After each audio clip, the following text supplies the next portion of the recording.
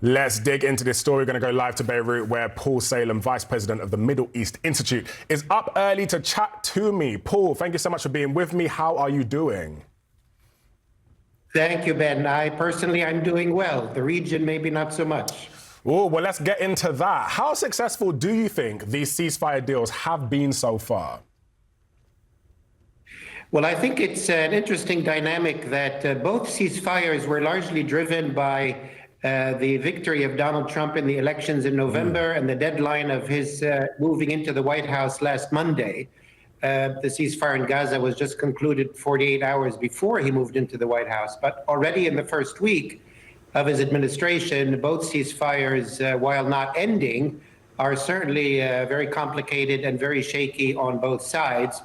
And you add to that President Trump's statement that he favors relocation of people from Gaza to other Arab countries. It promises to be a bumpy road ahead.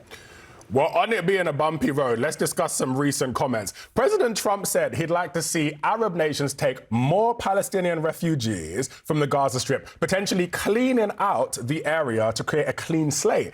Give me an idea of what sort of reactions that you've seen about that statement so far. Well, absolutely.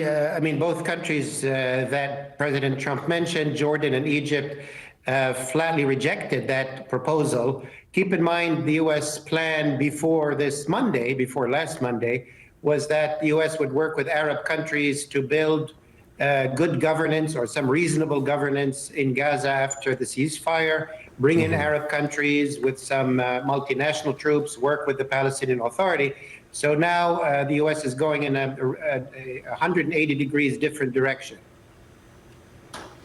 What does Israel's withdrawal delay mean to Hezbollah? And also, while we're on that, what should we be looking out for to see if things are still moving in a positive direction?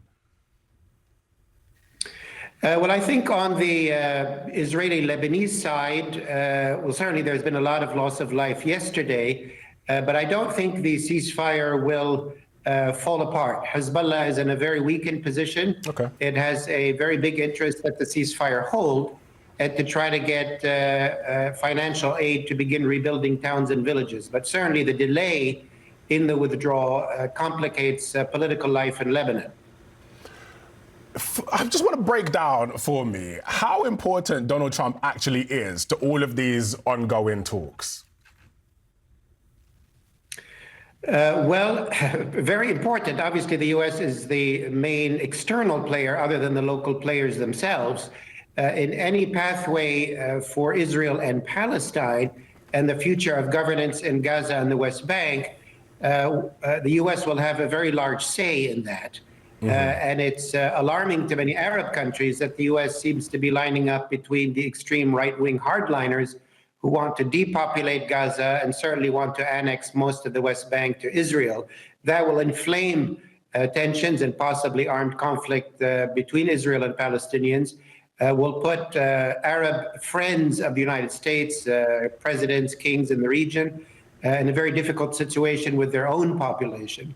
The same is true in Lebanon, that the U.S. is the main supporter of the Lebanese army, and that process of trying to move forward in Lebanon and rebuild sovereignty and make sure Hezbollah moves towards disarming and so on, that does require very basic U.S. support. Oh, yes. Yes, indeed. Well, Paul Salem, thank you for joining us. We appreciate it. Let's see what happens next.